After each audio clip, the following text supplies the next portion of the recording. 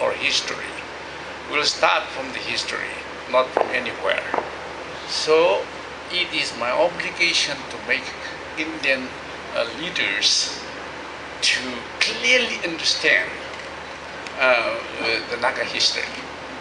Only then can there be understanding between us, and that would be the basis for understanding.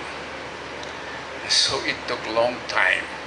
Anyway, after 5 years and 10 months, they came to understand, and they said at last, yes, we have understood.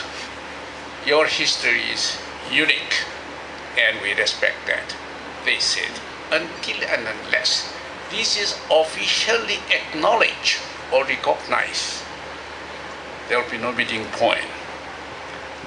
So they recognized the unique, the history and the situation of the Nagas. And so we started the talk basing on the history of the Nagas. I told them frankly, for me, I respect the history of India. Will you respect the history of the Nagas? If you say yes, there would be meeting point. But if you say no, and if you don't have the courage to respect the history of the Nagas, sorry, there will be no meeting point. So, we thank God.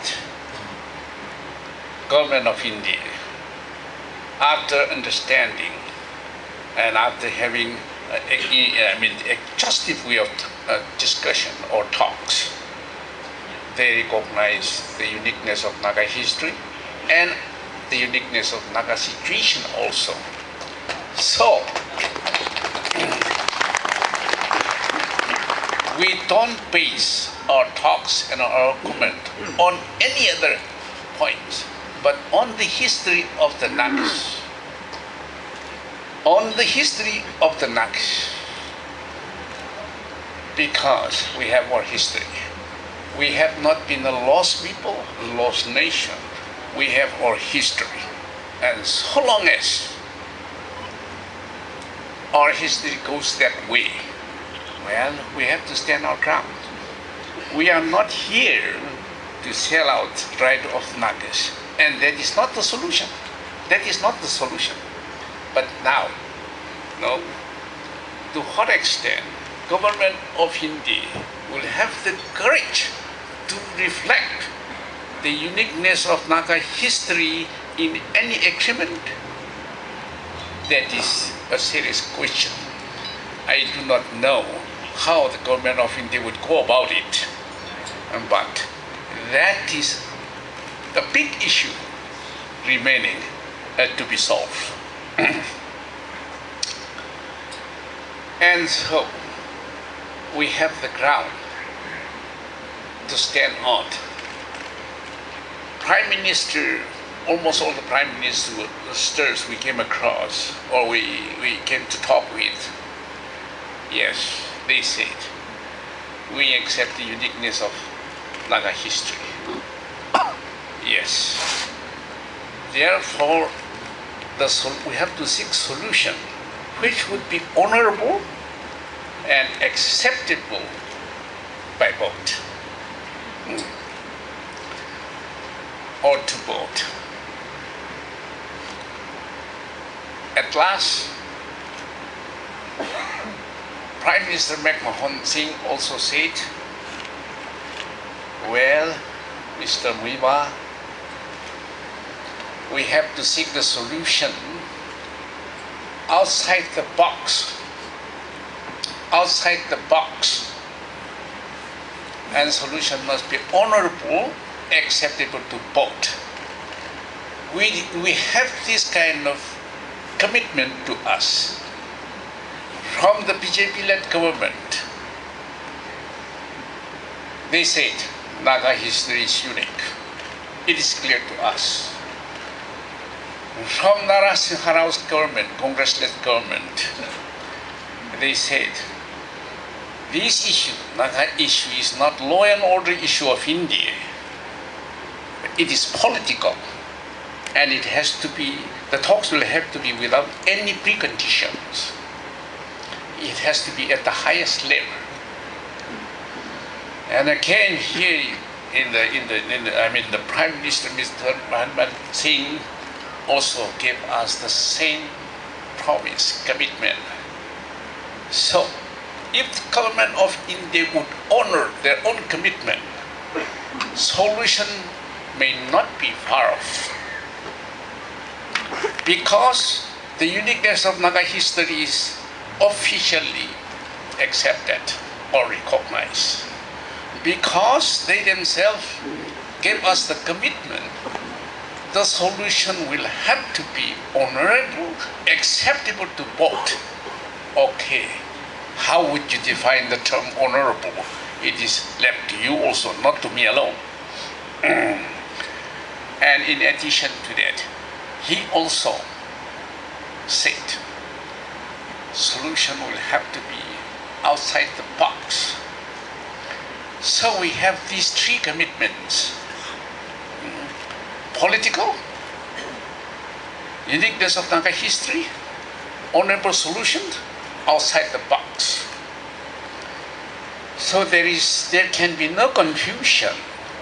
No, there can be no confusion. We have to go by this, as we have explained to them again and again, taking much time, the history of the Nagas. So, one can naturally have the positive attitude in near future, to have some sort of honorable solution, between, government of India and the Nagas. There is no, therefore, of course, we have taken too long a time, because it is more than 13 years now. It is very long, but that should not be interpreted in terms of weakness.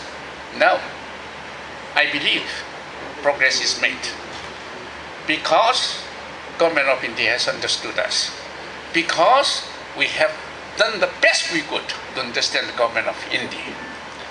So something positive can be expected. There is no doubt about it. I think every sensible people would agree with me. We have made our position very clear to the government of India. If the uniqueness of Naga history is not reflected in any agreement, naturally there will be no solution. Again, we told them to make our position very definite and very clear, so that they may be, in a better position to deal with us. Whenever and wherever the Naga identities are ignored, there can be no solution, because it would amount to accepting a status, or the status of lost people. Nagas are not lost people. We have our history, we have our identities.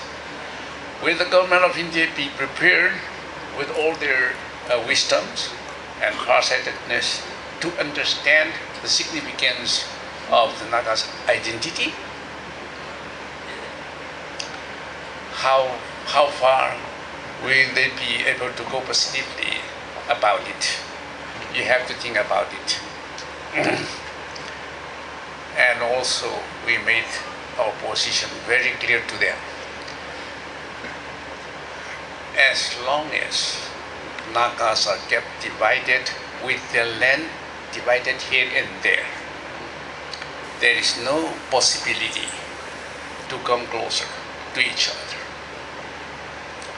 How negotiation is to be done on this issue? This is serious to the Nagas. So, government of India will have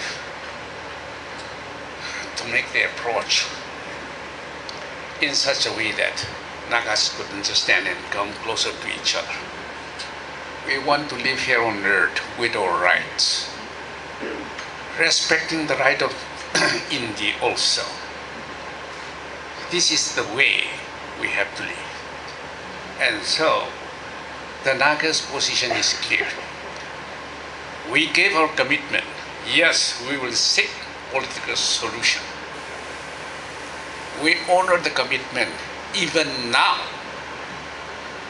More than 13 years, we have not fought or killed any Indian innocent in our land. We have not fired at the Indian armed forces, not a single bullet. That is sufficient for the government of India to appreciate the way we honor our own commitment. We will, if we are not forced or if we are not compelled, we will stick to that. That is our commitment. So, we have been making our position very clear from time to time.